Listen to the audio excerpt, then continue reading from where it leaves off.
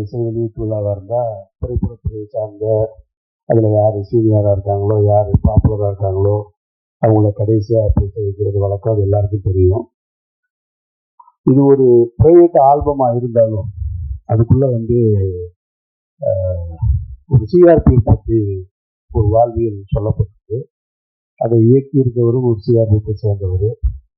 அந்த டிபார்ட்மெண்ட்டோட ஐஜி அவர்கள் டிஐஜி இன்னைக்கு இருக்கிறதுனால நான் தான் கொஞ்சம் அவர்கிட்ட சில கேள்விகளை முன்வைக்கலாம் அப்படின்றதுக்காக தான் அதை மாற்றினேன். ஏன்னா அவர் சார் வெளியில் ஒரு முக்கியமான வேலை இருக்கு போகணுன்னாங்க.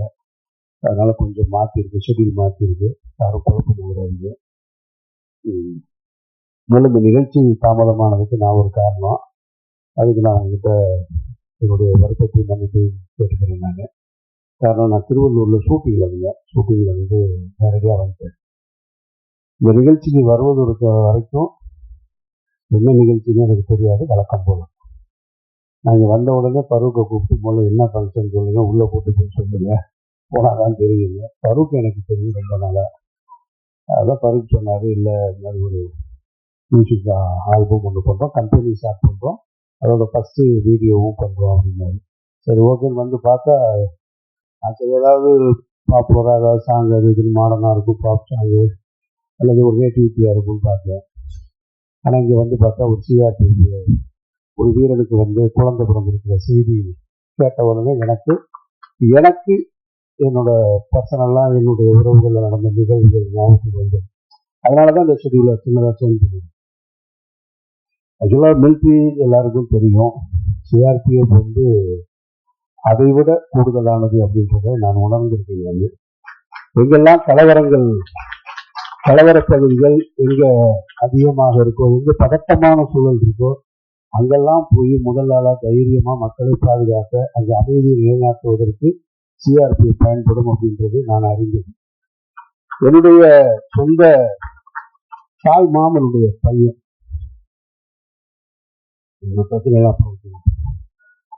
அவ போலீஸ் வேலைக்கு சேரணும்னு சொல்லிட்டு, அவருக்கு சின்ன கதை இருக்கு. அவனுக்கு போலீஸ் வேலைக்கு தான் போகணும், சின்ன வயசுலேருந்து ஆசையிலேருந்து போலீஸ் ட்ரைனிங் பண்ணான்.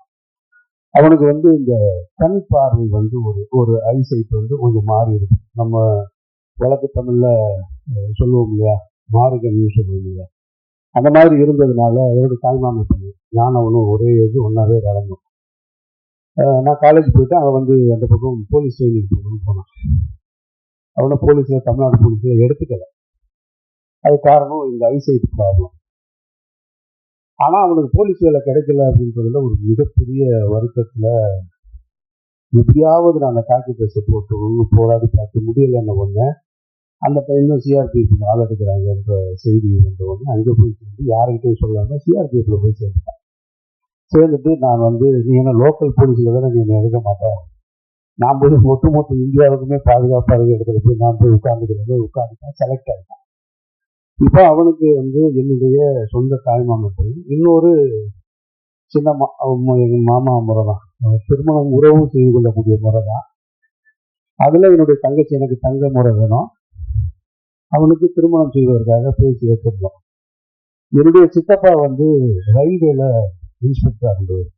அவர் அந்த வேலையை எழுதி கொடுத்துட்டு விஆர்எஸ் வாங்கிட்டு வேற ஒரு தொழில் பண்ணிட்டு இருந்தார். அவர் என்ன பண்ணாரு, சின்ன வயசுலேருந்து இந்த பையனுக்கு இந்த பொண்ணை கொடுக்கலான்ற மாதிரி உறவுகளில் பேசி வச்சிருந்தாங்க இல்லையா. பேசி வச்சிருந்ததுல இவன் சிஆர்பிஎஃப் வேலைக்கு யார்ட்டையும் சொல்லாமல் போய் சேர்ந்துட்டாங்க. உடனே அவர் எங்கள் சித்தப்பா என்ன பண்ணிட்டாரு, அவனுக்கு பொண்ணு கொடுக்க மாட்டேங்கிட்டார். அப்போ நான் போய் நாங்கள்லாம் போய் வீட்டில் உட்காந்து போய் பேசினோம். இல்லை சிஆர்பிஎஃப் உங்களுக்கு தெரியாது, இது உயிருக்கே உத்தரவாதம் கிடையாது, எப்போ வருவான் எப்போ போவான்னு தெரியாது, இருப்பானா இல்லையான்னு கூட செய்தி கூட கேட்டுக்க முடியாது அப்படின்னு சொல்லிட்டு ரொம்ப விடாப்பிடியா இருக்குதார். சின்ன வயசுலேருந்து தான் நம்ம இவங்களோட தான், இவர் தான் கணவர், இவர் தான் மனைவி, நமக்கு ஒரு ஆசை உறவுகளில் வளர்த்துருப்பாங்க இல்லையா. அதை தாண்டி இப்போ அவனுக்கு ஒரு முக்கியமான சூழல் வந்தது. எந்த முடிவை எடுக்கிறது, வேலையை விட்டுட்டுவா பொண்ணு தரேன்னு சொல்றாரு. இப்போ அவன் என்ன முடிவு எடுக்க போறான் அப்படின்னா, அவன் எனக்கு வேலை தான் வேணும், பொண்ணு வேணும். கிட்டத்தட்ட ஒரு 15 வருடங்களாக மனசுக்குள்ள ஆசையை வளர்த்துருந்ததே இல்லை, எனக்கு அந்த வேலை தான் வேணும், உறுதியாக போய் அந்த வேலையிலே இருந்துட்டான். அந்த பொண்ணுக்கு வேற ஒரு மாப்பிள்ளை பார்த்து, என் தங்கச்சி தான் வேற ஒரு மாப்பிள்ளை பார்த்து திருமணம் செஞ்சாச்சு. இப்போ இவன் போய் வேலை செஞ்சுதான். நான் கேட்டேன், நான் அந்த வயசுல நல்லா பேசிப்போம்ல, ஆள் மனதில் என்ன இருக்குன்னு நம்மகிட்ட தானே சொல்லுவாங்க. சொல்லும்போது இல்லை மாப்பிள்ள பரவாயில்ல, நான் அந்த வேலை எனக்கு ரொம்ப பிடிச்சிருக்கு, அதனால பரவாயில்ல, என்னன்னா அந்த வேலையை விட்டுட்டு வர சொன்னது எனக்கு உடன்பாடு இல்லை அப்படின்னு. அப்போ அந்த காலகட்டத்தில் தான் தொடர்ச்சியாக ஏதாவது தகவல் சொல்லிட்டே இருக்கும். இப்போ செல்ஃபோன்லாம் வரல, 89, 90 தொடர்ந்தது இந்த நான் சொல்கிற சம்பவம். இப்போ 92 பாபர் மசூதி இடிப்பு நிகழ்வு நடைபெறுகிறது. அந்த பாபர் மசூதி இடிப்பு நிகழ்வு அன்றைய காலகட்டத்தில் இருந்த பிஜேபி தலைவர்கள், அந்த ரத யாத்திரை நடத்தின தலைவர்கள் எல்லாம் ஹவுஸ் அரெஸ்ட் பண்ணி வச்சிருந்தாங்க. ஹவுஸ் அரெஸ்ட்ல யார் பாதுகாப்புன்னா இவன் தான் பையன் பாதுகாப்பு. அப்போ அத்வானி போன்ற தலைவர்கள், கூட இருந்த தலைவர்கள்லாம் வீட்டு காவலில் வச்சிருக்கும் போது வீட்டுக்கு வெளியில பாதுகாப்பு. ஃபோன் பண்ணும்போது சொல்லுவான் இந்த மாதிரி.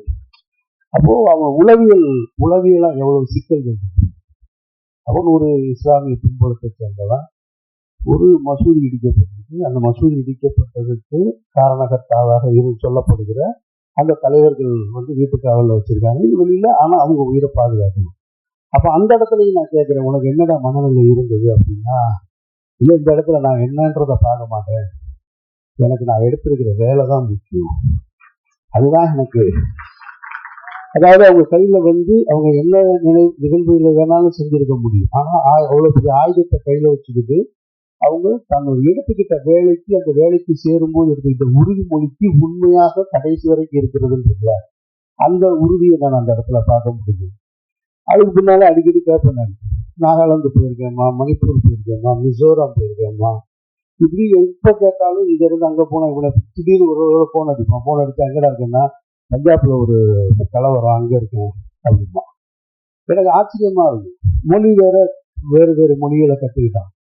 அதுல ரொம்ப குறிப்பா அவன் சொல்றது என்னன்னா, இந்த நாகாலாந்து மணிப்பூர், நான் அதுக்காக தான் முன்னாடி பேசணும். ஏன்னா அதுல இருக்கிற விஷயங்களை ஒரு ஐஜி கொஞ்சம் தெளிவா சொல்லுவாங்க அப்படின்றது. ஏன்னா அதெல்லாம் கேள்விப்பட்ட செய்தி தான். அப்போ அவங்க நாகாலாந்துல எல்லாம், அப்போ நாகாலாந்து மிசோராம்ல எல்லாம் மலைக்கு கீழே இருந்து மலைக்கு மேல போகும்போது இவங்களுக்கு, அதாவது கீழே இருந்து கிளம்பிட்டாங்க மேல சொல்லுவாங்களாம். மலைக்கு மேல வர்றதுக்கு மேல சேர்ந்தாதான் உத்தரவாதம். ஆனா இடையில எது வேணாலும் நடக்கலாம். சிஆர்பி வீரர்களுக்கு உயிருக்கு உத்தரவாதம் இருக்காது.